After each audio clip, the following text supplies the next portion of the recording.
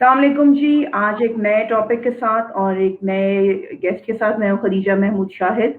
और आज मेरे साथ जो डॉक्टर साहब हैं उनका इतना हैवी प्रोफाइल है कि वो मुझे पढ़ना पड़ेगा, क्योंकि मैं नहीं चाहती कि कोई इतनी सी भी चीज़ जो है वो मुझसे स्किप हो जाए। डॉक्टर साहब जो है doctor Mohammed Tauseef Razak, MBBS, MD, FCCP, FACP, fellow of the American College of Chest Physicians, fellow of the American College of Physicians, member of the European Thoracic Society, member of the American Thoracic Society, former assistant professor for Advanced Medical Sciences College, Columbia University, consultant for pulmonary and internal medicine। Doctor साहब इतना ज़्यादा आपका high profile है और मज़ीद भी अभी मुझे पढ़ना है कि डॉक्टर साहब जो है स्पोर्ट्स मेडिसिन के भी एक्सपर्ट हैं।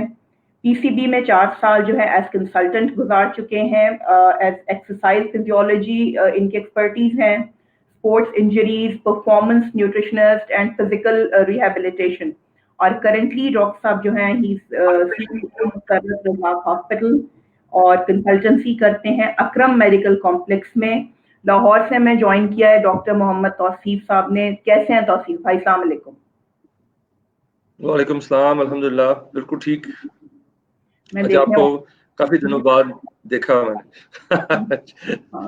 ये देखें बहन को ये इतने दिन बाद देखा प्रोफाइल में एक चीज रह गई है, वो मूवी प्रोड्यूसर का प्रोफाइल रह गया। हाँ, मैंने That's कहा one thing that you missed. वो है इनकी। और जो मेरी एक चीज जो है हम कहते हैं कि दोनों बहन भाई में कॉमन है, वो ये है कि पाकिस्तान से मोहब्बत, इश्क और जुनून की हद तक जो हमारी एक फीलिंग है, और इसी जुनून ने जो है तौसीफ भाई को आराम से नहीं बैठने दिया। And he made a movie, ये दैट वाज द मतलब tribute to the heroes of Pakistan.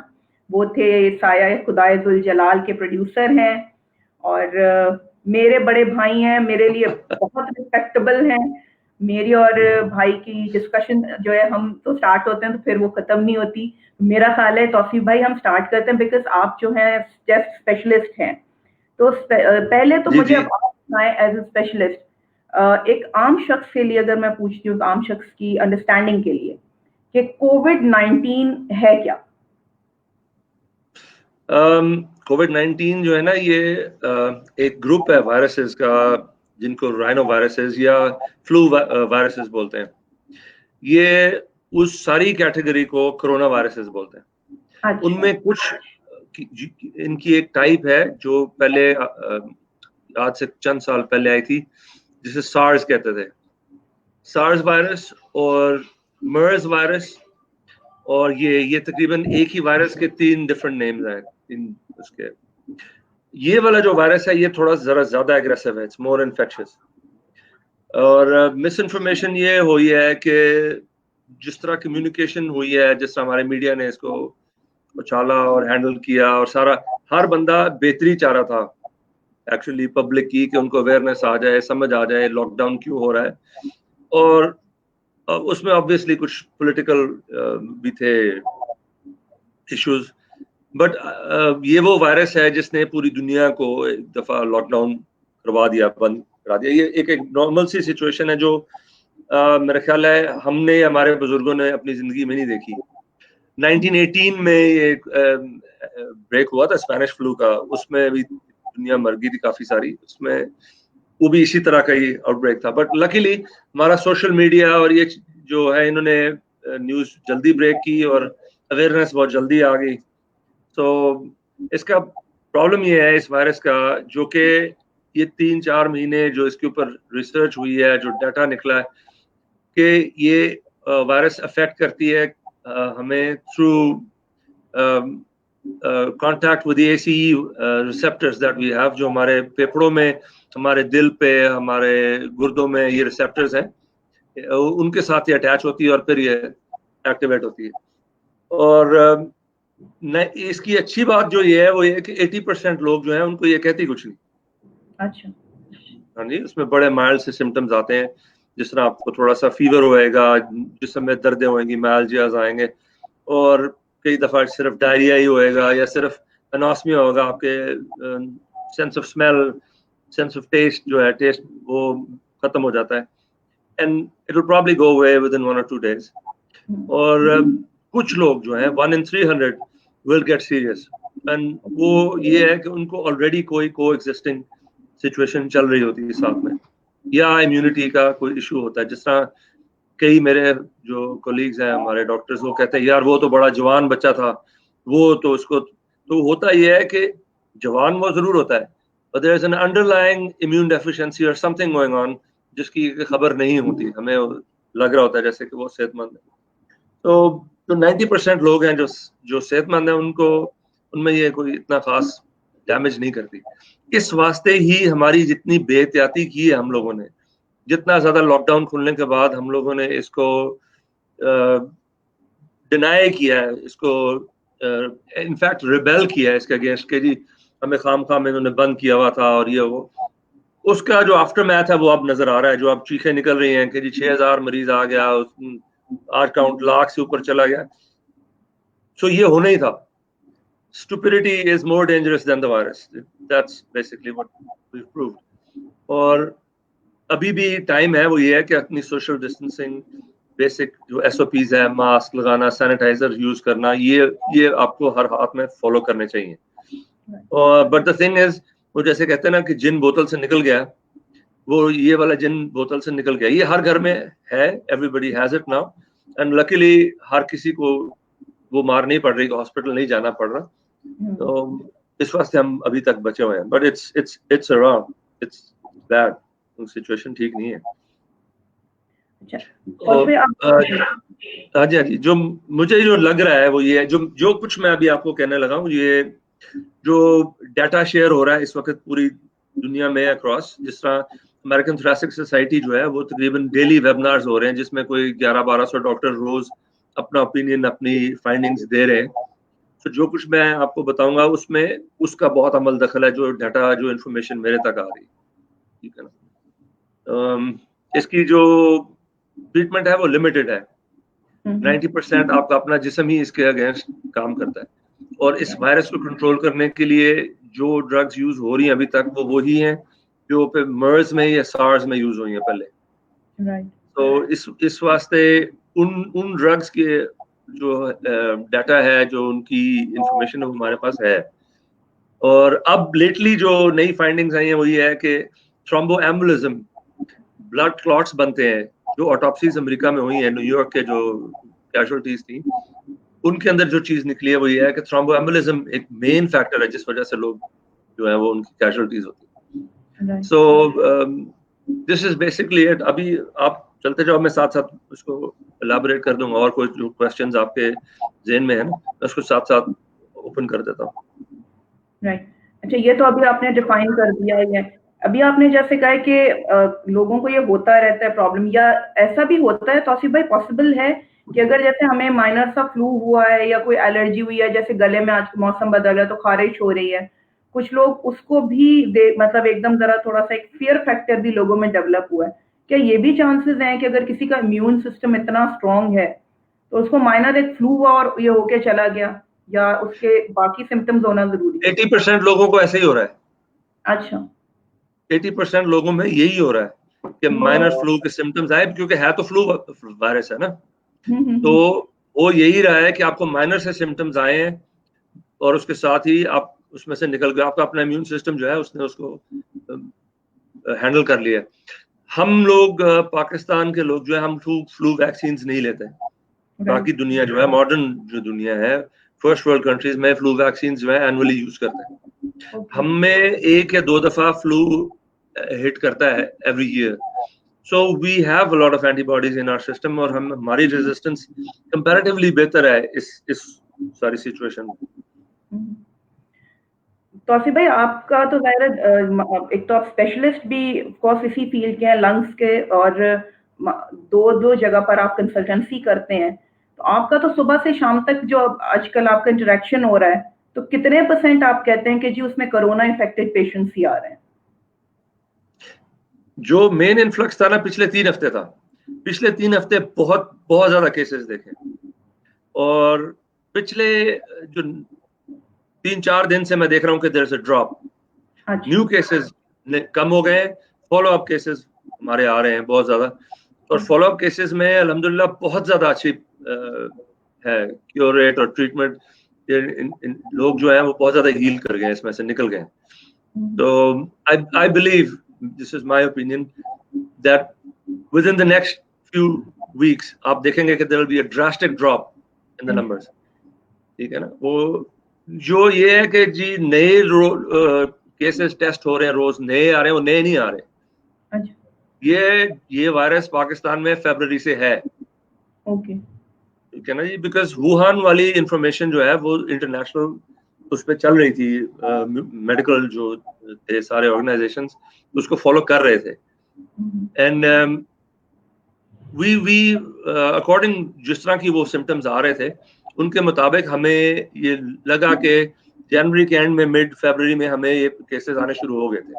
Right, हाँ जी, और क्योंकि एक चीज होती है जिसे कहते हैं हर्ड इम्यूनिटी। हर्ड इम्यूनिटी होती है जब 60 से 70% लोग आपके जो हैं वो उस बीमारी में से गुजर गए हुए हैं और अच्छा, उनके अंदर इम्यूनिटी आ गई है, एंटीबॉडीज बन गई हुई है। तो we are heading towards that very soon. आप देखेंगे कि हमारी जो इम्यूनिटी है उसमें से हम निकल गए, हर्ड राइट, इम्यूनिटी आ जाएगी। जो मेरा ओपिनियन है वो ये है कि जब हम लॉकडाउन करते हैं हम इस डिजीज की प्रोग्रेशन को स्लो कर देते हैं। उससे आपका मेडिकल सिस्टम, आपकी सारी ऑर्गेनाइजेशंस इसको हैंडल कर सकती है। एंड वी वेट कि कोई इफेक्टिव ट्रीटमेंट, कोई नई वैक्सीन, कुछ चीज आ जाए जिससे कि हम लोगों को बचा सकें। पर ये इस किस्म का वायरस है, जिस तरह के फ्लू वायरस जो है, अगर आप वो आया, अगर उसका आउटब्रेक है तो everybody is gonna get it. तो बिकॉज हम लोगों ने इसका वो नहीं किया, एहतियात नहीं की, हम लोगों ने इसका ध्यान नहीं किया, तो ये अब हर घर में है, एवरीबॉडी हैज इट। आप ऑफ द स्ट्रीट 4-5 बंदों को उठाएं तो you'll find everybody is positive। और प्रॉब्लम ये हो रही है कि बंदा जा रहा है हॉस्पिटल में किडनी रीनल फेलियर से, हम उसका टेस्ट करते हैं कोविड पॉजिटिव, तो वो कहा जाता है कि जी कोरोना वायरस की वजह से मर गया। वो कोरोना वायरस से नहीं मर रहा, वो मर अपनी बीमारी से रहा है, पर कोविड उसको हो गया हुआ है, COVID is there already. So there are two different things. और हमारे जो फ्रंटलाइन डॉक्टर्स हैं, एक्सपर्ट्स हैं, जिन्होंने जो इस फील्ड में है इन्फेक्शियस डिजीजेस में, उन्होंने बड़ा बेहतरीन काम किया है, पर लोगों ने they have denied it totally. कोई एसओपी फॉलो नहीं किया, कोई एहतियात नहीं की, बेड़ा गर्क हो गया सारा।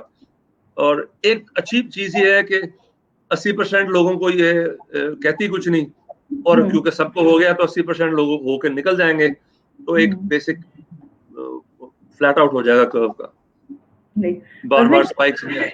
ये क्या क्या सिम्टम्स हैं कि इंसान को जो है खौफजदा होके वाकई उसको टेस्ट करवा लेना चाहिए? मतलब जैसे आपने कहा कि स्टार्ट तो खौफजदा नहीं होना है, खौफजदा नहीं होना, किसी भी सिचुएशन में खौफजदा नहीं होना।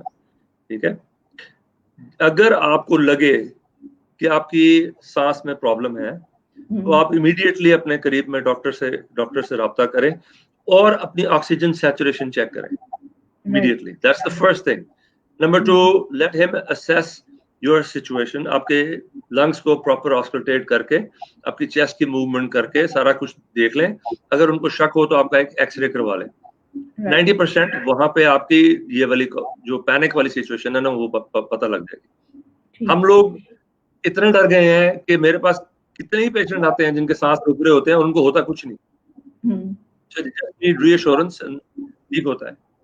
अगर आपको लगे कि वाकई में पेशेंट का सांस खराब हो रहा है और वाकई में उसको पैथोलॉजी है कोई, तो फिर आप उसकी फुल स्क्रीन टेस्टिंग करते हैं एंड उसके मुताबिक ट्रीटमेंट शुरू हो जाती है।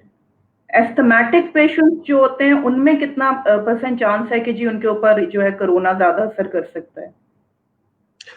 जो नई रिसर्च है ना, उसके मुताबिक एस्थमेटिक्स को ये कम तंग करती है। इसलिए क्योंकि एस्थमेटिक्स जो है उनके ACE रिसेप्टर्स कम हो गए होते हैं बीमारी की वजह से और ट्रीटमेंट की वजह से, दवाइयां लेने की वजह से। क्योंकि मैं खुद एस्थमेटिक हूं and I have gone through this.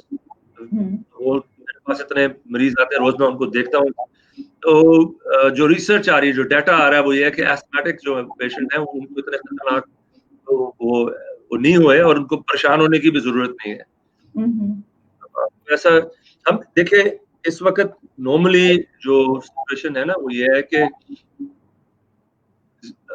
एक मिस इन्फॉर्मेशन है और पैनिक है हर तरफ। बेस्ट चीज ये है कि आप हर मरीज को बैठा के उसको थोड़ा सा कंसोल करें, उनको ये चीज समझाएं कि भाईजान आपका कोविड पॉजिटिव होने का मतलब ये नहीं है कि आपके अंदर वो पूरे के पूरा जो सिम्टम्स आने हैं वो आ जाएंगे, आपका सांस खराब नहीं होएगा, आप कुछ नहीं होगा, आप इंशाल्लाह ठीक हो जाएंगे। 90% तो मरीज वैसे ही ठीक हो जाता है, राइट, क्योंकि यहाँ पे जो जिसका टेस्ट पॉजिटिव आ रहा है वो तो वैसे ही बेचारा गरीब, पहले ये हुआ है कि जिसका टेस्ट पॉजिटिव आया है उसको ये पकड़ के ले जाते, तो लोगों ने टेस्ट नहीं करवाया। अब जब वो पकड़ दकड़ बंद होगी, अब हर कोई टेस्ट करवा रहा है, हर कोई पॉजिटिव आ रहा है, ठीक है ना। तो सिचुएशन ये है कि ये बीमारी आई थी, हमने इसके ऊपर कोई एहतियात नहीं की, खास तौर पे जब लॉकडाउन खोला गया है उस वक्त, उसके बाद तो मैंने खुद देखा है कि हमारे हॉस्पिटल के सामने एक बाजार है, बहुत बड़ी मार्केट है, वहां पे लोग बगैर मास्क के, बगैर किसी तरह के प्रोटेक्शन के तबाही फेरी हुई थी उन्होंने, दे डिडंट केयर। और अब वो पैनिक में है सारे के, वो हर तरफ होगी होगी। तो जो इसमें गवर्नमेंट का कसूर नहीं है, कसूर हमारा है, क्योंकि कुछ हमारी भी जिम्मेदारी है ना। तो जिम्मेदारी जो है 2 महीने से एक चीज बताई जा रही है कि हमें इस बीमारी से बचने के लिए ये कुछ करना पड़ेगा, तो हमने नहीं किया। अब ये आ गई है तो इट्स गुड कि आ गई है, अब हर किसी को हो गई है, तो इंशाल्लाह 90% ने तो वैसे ही निकल जाना है। तो जो 5-10% वाले हैं, इंशाल्लाह वो इतने लायक लोग हमारे इधर फ्रंटलाइन पे डॉक्टर्स काम कर रहे हैं, तो इंशाल्लाह वो कोई मसला नहीं, हो जाएगा। अच्छा, like people are waiting for the vaccine, जो अभी काफी मैं रिसर्चेस वगैरह देख भी रही होती हूँ, तो उसमें ये कि नहीं जी, जब तक वैक्सीन नहीं आएगी तब तक लोग ठीक नहीं होंगे। ये इज इट अ मिथ और अ रियलिटी? ये मैं पढ़ती रहती हूँ, इस वजह से पूछ रही हूँ। अगर सारे लोग इम्यून ही हो गए वैक्सीन आने से पहले, देखिए ना, चिकन पॉक्स की वैक्सीन आप लगाते हो उस बच्चे को जिसको चिकन पॉक्स नहीं हुआ हुआ, इस बच्चे को चिकन पॉक्स हो गया हुआ है, उसको वैक्सीन लगाने की तो नहीं बनती, उसको तो होना ही नहीं। बिल्कुल। तो इंशाल्लाह जो हमारी सिचुएशन है, हमें वैक्सीन आने से पहले पहले हम फारग हो गए होने सारे, हमने खुद ही इम्यूनिटी डेवलप कर दी होगी।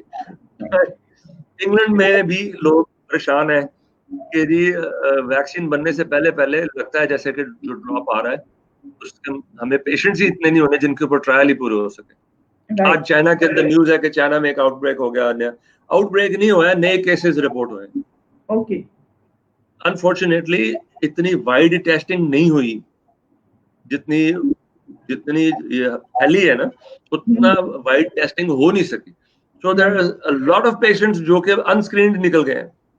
और इसकी बड़ी बात यह है, वो कहते हैं बार बार एसिम्प्टोमेटिक। चाइना में भी आज जो केसेस रिपोर्ट हुए हैं वो 40-50 केसेस निकले थे जिनके सिम्टम्स ही कोई नहीं, उनको वायरस हुआ है, सिम्टम्स है कोई नहीं, उन्होंने हफ्ते 10 दिन में उसके अंदर से अपनी इम्यूनिटी ले जानी है और उन्होंने स्प्रेड कर देना है। तो असल खतरा जो है वो हमें वो उस चीज का है कि जो एसिम्प्टोमेटिक है, जिनको कोई सिम्टम ही नहीं आ रहे और उनकी स्क्रीनिंग भी नहीं हो रही और वो खुले आम फिर रहे हैं, तो उनके साथ होएगा। सोशल डिस्टेंसिंग जो है वो ये बैरियर क्रिएट करती है।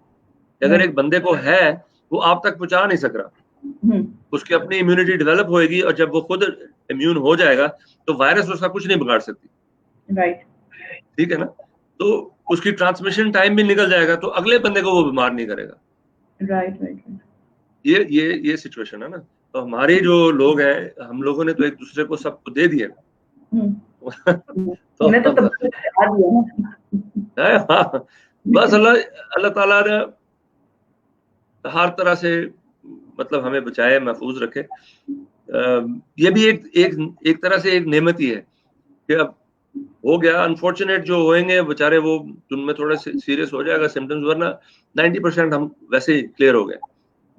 मैंने ये नोट किया है कि 3 हफ्ते के अंदर बहुत ड्रास्टिक ड्रॉप आया patients, number of new patients has dropped drastically, ठीक है ना। So that means most probably अगले कुछ चंद हफ्तों में इंशाल्लाह हमारा ग्राफ बड़ा फ्लैट आउट हो जाएगा इंशाल्लाह।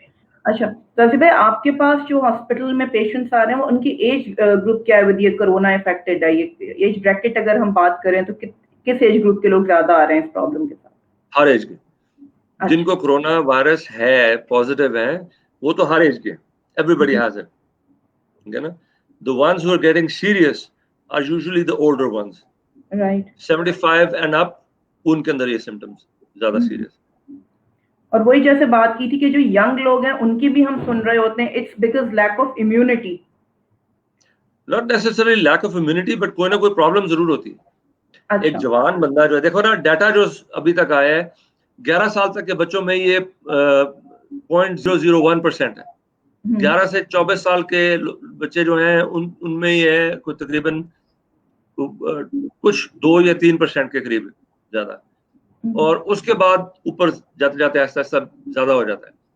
तो जैसे जैसे आप बड़े होते जाते हैं उसके अंदर कोई ना कोई आपके अंदर प्रॉब्लम आ जाती है। बात ये जो चीज जाहिर हो रही है वो ये है कि अगर आपके अंदर किसी किस्म की कोई डेफिशिएंसी है, किसी किस्म का कोई प्रॉब्लम है, आप कोई दवाई खा रहे हैं, कोई मर्ज है, फिर आपके लिए ये वायरस खतरनाक है। राइट। अदरवाइज यूजुअली आप निकल जाते हैं इसमें से। मैंने कितने लोग देखे हैं, बुजुर्ग लोग 90s के अंदर जो मेरे पेशेंट्स आए हैं हु हैड दिस, तो वो they've gone through it, निकल गए बड़े बड़े आराम से। और प्लीज ये मैंने पढ़ा अभी ये क्वेश्चन आया कि जी how to improve your immunity, vitamin C and zinc, ठीक है, ये लो, lots of fruits, fruit juices, ये चीजें आप लो। बट खुदा के वास्ते ये जो फजूल चीजें चल रही हैं सोशल मीडिया पे, इन पे पीछे ना लगना। या ये बहुत सारे लोग खाम में इस तरह की चीजें डालते हैं। जिस तरह जब डेंगू का आउटब्रेक हुआ था तो लोगों के घरों में घुस के पपीते के पत्ते तोड़ लिए थे जी, उनको बॉयल करेंगे तो उनमें से। तो खुदा के वास्ते ये नहीं करो। बड़ी समझदार कौम है हम लोग पाकिस्तानी जो है ना, अल्लाह ताला ने हमें बड़ा खास बनाया है। हमें थोड़ा सा सोच समझ के अगर हम चलें तो कोई हर्ज नहीं है इंशाल्लाह, इसमें कोई पैनिक करने की जरूरत नहीं है। पढ़े लिखे बंदे के पास जाएं, अल्लाह ताला ने भी यही कहा है कुरान में कि जब आपको किसी चीज के मुतालिक मालूम करना, उन लोगों के पास जाएं जिनको अल्लाह ताला ने इल्म दिया है। ये इल्म इंसान को अल्लाह ताला की तरफ से मिलता है, इंसान का इसमें अपना नहीं है। वो जो सनाए मक्की का बड़ा वो शोर मचा हुआ है हर जगह जी, सनाए मक्की से 4 लोग सिर्फ जो कल को किसी चीज की कीमत बढ़ानी होगी तो उसका हो जाएगा, ये दे दें वो दे दें। अल्लाह ताला जी कुरान में बार बार एक चीज कहते हैं, तो अगर ये बात सच्ची है तो सनद लाओ, चैलेंज है ना, तो वो सनद लाओ, सनद लाओ। अब सनद नहीं है आपके पास किसी चीज की और आप कह रहे हैं ये खा लो, वो खा लो, फलाना खा लो, कोई ऐसी बात नहीं है। किसी किस्म की ये अदरक खा लो, लहसन खा लो, फलाना, कोई ऐसी बात नहीं। भाईजान हम लहसन खाते आए जब से पैदा हुए, सारे सालनों में लहसन और अदरक डल रहा है। ऐसी बात होती तो हमें इसमें पूछना ही नहीं था। तो बिल्कुल कोई ऐसी बात नहीं, उस चक्कर में नहीं पड़े। तलवे आपसे बात करके अल्लाह की कसम बड़ा हौसला बढ़ा है, वरना जिस हिसाब से हम टीवी पे देख रहे होते हैं कि जी इतने लोग जो हैं, इतने रिपोर्ट हो गए हैं, इतने लोगों की डेथ हो गई है, तो इतना ये जो मीडिया आपको बता रहा है वो ये है कि इतने लोग पॉजिटिव आ गए, यानी कि आज 20 लोगों ने टेस्ट कराया है वो पॉजिटिव आ गए। ये 20 लोग पॉजिटिव कब के हुए हैं कोई पता नहीं। इन 20 लोगों में कोई सिम्टम्स है नहीं है वो कोई पता नहीं। आपने पहले खौफ ही इतना क्रिएट कर दिया कि कोई टेस्ट ही नहीं करा रहा था। एग्जैक्टली। ठीक है ना, अब जब वो खौफ खत्म हुआ है अब लोग खुद टेस्ट करवाने शुरू हो गए, अब वो पॉजिटिव नजर आने शुरू हो गए। पॉजिटिव हो जाने का मतलब ये नहीं कि आप गए, पॉजिटिव हो गया अगर तो 80% जो लोग आपके पेशेंट्स हैं उनमें तो होना ही कुछ नहीं है। माइल्ड से सिम्टम्स आने हैं 2-4 दिन में, 5 दिन में आपने ठीक हो जाना है। जो चीज कॉमन है वो ये है कि बहुत ज्यादा कमजोरी महसूस होगी, जिसमें से जान निकल जाता है, नौजिया होता है, दिल डूबता महसूस होता है, वो लिंगर ऑन करता है, फिर सेंस ऑफ स्मेल खत्म हो जाती है, मुंह का जायका बदल जाता है, इस तरह के सिम्टम्स ये कॉमन है। अभी 2 दिन पहले मेरे पास एक पेशेंट आए थे, बड़ा फिट जवान बंदा है। उसने मुझे कहा जी डॉक्टर साहब मैं 2-3 दिन पहले मुझे हल्का सा एक बुखार हुआ था, फिर उसके बाद मुझे थोड़ी सी पसीने आए, फिर मुझे थोड़ी सी कमजोरी महसूस हुई, पर मैं 1 दिन बाद ठीक हो गया हूँ। तो मुझे किसी ने कहा कि आप टेस्ट करवाओ। मैं कहा आप करवा लो टेस्ट, आपका पॉजिटिव है। तो उन्होंने कहा जी मुझे तो हुआ ही कुछ नहीं। तो मैंने कहा हो सकता है ना हुआ है। And he went and he got it himself tested और वो पॉजिटिव था। जैसे ही उसको उसने टेस्ट पॉजिटिव देखा तो वो उसको सांस भी उसका चढ़ने लग पड़ा। फिर वो मेरे पास आया, उसको 15 मिनट मैंने सारा समझाया, चेक किया, और मैंने कहा भाईजान आप जब ये हो रहा था तब भी आप 2 किलोमीटर भाग रहे थे, तो आप अभी भी जाओ और 2 किलोमीटर भागो, ओवर एंड डन विद। तो घबराने की जरूरत नहीं है, पैनिक करने की जरूरत नहीं है। आप इंफॉर्मेशन की जो है ना, जिस तरह उसको समझाना चाहिए लोगों को, वो नहीं समझाया जा रहा। testing positive and ending up in a hospital is totally different. Right. There's a big barrier in between. 60-70% लोग वो हैं जो माइल्ड सिम्टम्स के साथ आपके पास आने लगे, ठीक है, दैट्स द गुड थिंग। अब वो 60-70% को ये समझाना कि भाईजान आपने आगे नहीं पहुंचानी बीमारी, इसके लिए ये बैरियर्स आपके लिए जरूरी है। तो वो चीज है जो मेरे ख्याल है इस चीज में हमें ज्यादा मेहनत करनी पड़ेगी। अब ये खौफ इसलिए ये फैला हुआ है कि पैनिक करा दिया लोगों को इन्होंने कि पाकिस्तान आसमान पे चला गया, उसके इतने केसेस आ गए, हुकूमत जिम्मेदार है, ये वो है। हुकूमत जिम्मेदार नहीं भाई, हम जिम्मेदार, ठीक है ना। हम समझदार लोग हैं, हमारी अकल कहाँ गई हुई थी, हमें नहीं पता था पूरी दुनिया बंद हो गई है, ये कोई बीमारी तो है। आधी कौम तो हमारी इस डिनायल में थी कि ये है ही नहीं है, ये फजूल ही बीमारी लगी हुई है। तो अब हमें अभी भी एहतियात का जो है ना उस एहतियात से चलना जरूरी है, और अभी भी हमें अपने जो SOPs है उनको फॉलो करना जरूरी है। तो इससे कम्युनिकेशन भी कम हो जाएगी और ये बहुत जल्दी ग्राफ नीचे आ जाएगा इंशाल्लाह। अच्छा तौसीफ भाई, अब अगर चले, अभी तो एक शख्स को हो गया, लेट्स से अब आ गया कि यानी एक्सट्रीम उसमें, अब वो क्या करे? एक तो सोशल आइसोलेशन तो उसने कर लिया, अब वो क्या करे और उसके घर वाले क्या करें? सोशल आइसोलेशन में जी, एक तो वो अपने कमरे में रहे, उसके बर्तन भी जो है ना वो भी अलग कर दें, ठीक है ना। वो सालन वगैरह आए उसको अपने बर्तनों में डाल ले और उन्हीं को खा ले, उन्हीं को धो ले। सो उससे वो 1% जो चांस है कि वो चम्मच के जरिए या किसी चीज के जरिए पहुंच जाना है वो भी खत्म हो जाएगा। एंड अगर कोई सिम्टम्स डेवलप हुए तो वो फौरन डॉक्टर को कंसल्ट करे, और डॉक्टर के लिए जरूरी है कि उनका पूरा वर्कअप करे, उनके पल्मोनरी किस तरह का सिस्टम चल रहा है, उनके कार्डियक इश्यूज कोई है या नहीं है, उनके रीनल इश्यूज हैं, उसको क्या महसूस हो रहा है, बुखार है, माइल्जियाज आ रहे हैं, कोई उसको इंडाइजेशन है, वॉमिटिंग शुरू हो गई है, उसकी ब्रीथिंग प्रॉब्लम है, तो इन चीजों में सारों में हमें उनको प्रॉपर देखना जरूरी है।